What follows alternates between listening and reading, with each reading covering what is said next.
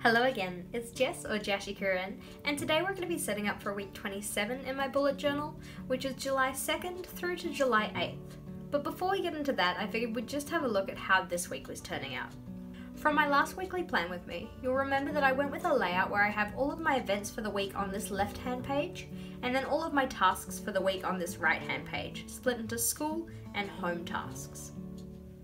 This has made it really easy to see the kind of things that I need to get done depending on my location. So if I'm at home, I can look at my home list, or if I'm at school, I can look at my school list. Listing out all of my school periods in the order that they actually occur has also been a nice way to keep myself on track with what I have coming up during each day. This is actually the last weekly that I'm going to have in this journal. After this, I've decided to start a year in review for the half of the year that's already been. I haven't worked on much of that so far, but when I do my flip through of this journal, you'll get to see what I came up with. Before we jump into it, just a reminder that any of the equipment I use in today's video will be linked in the description box below. As I mentioned in my last video, for the next half of the year, I'm going to be using the Scribbles That Matter journal. I'm really enjoying how it's going so far, but I know I need to spend a little bit more time in it before I can make my final opinions. To start off this spread, I'm just going in with my Tombow gel brush markers in those 5 different colours that I'm using for my colour scheme in July. These include a nice burgundy colour, olive, charcoal, and 2 different shades of pink. I've divided each page up into 12 boxes, and I'm just going in and drawing the corners of each of these. As you'll see, I did go in with pencil beforehand and sketch in where I wanted each of those boxes to go.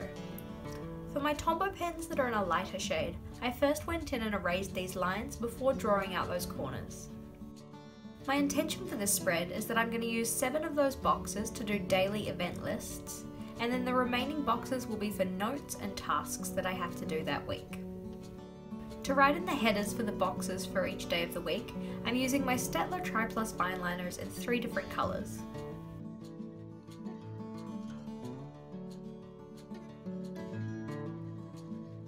To write in the banner for the top of the page, I went in with my Faber-Castell Pitt Artist pen in the size S. This is also the same pen that I use to write in the events and tasks that I know I have coming up.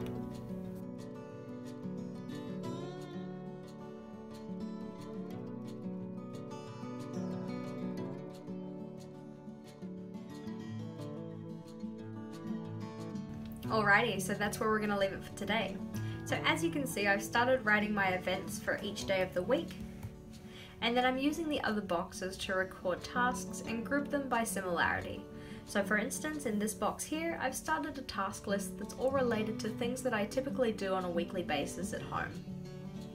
What I'm going to try and do as part of this spread is putting those task lists near the days they're associated with. So for instance, this box, which is dedicated to Friday, I have next to it this list here, which is all of the things I'm going to have to do on that last day of school.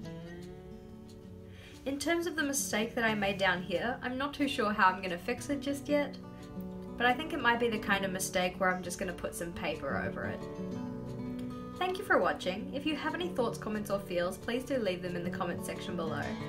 And if you like this video, please do make sure to give it a big thumbs up.